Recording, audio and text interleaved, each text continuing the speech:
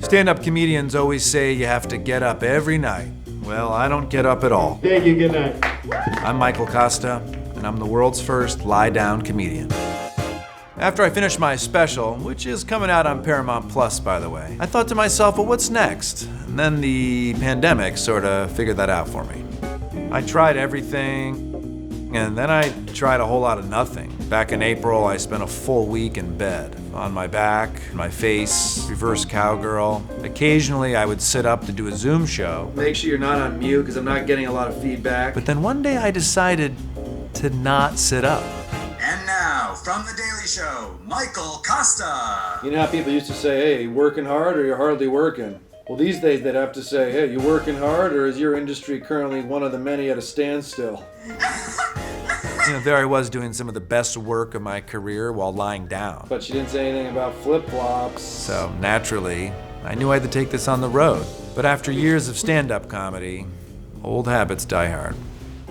These days, I'm mostly getting a handle on logistics. At first, I was thinking a king-size bed, but you gotta play the venue. Don't let the venue play you.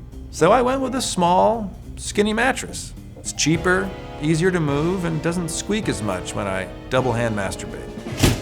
The new setup has changed my pre-show rituals. I found what works best is if I try to recreate that going to bed feeling. Instead of drinking a beer, I'll drink some chamomile tea. Instead of having a lively conversation with other comics, I watch a couple hours of reality TV. With the pandemic still keeping club gigs limited, I've had to settle for smaller, more socially distanced shows to test out this revolutionary setup. And between me being in bed and the limited seat availability, these are some of the more intimate shows I've ever done. Also, with all the extra rest I'm getting, my reaction time to hecklers has never been better. Why don't you get a king-size bed, you loser? What? Go to sleep forever.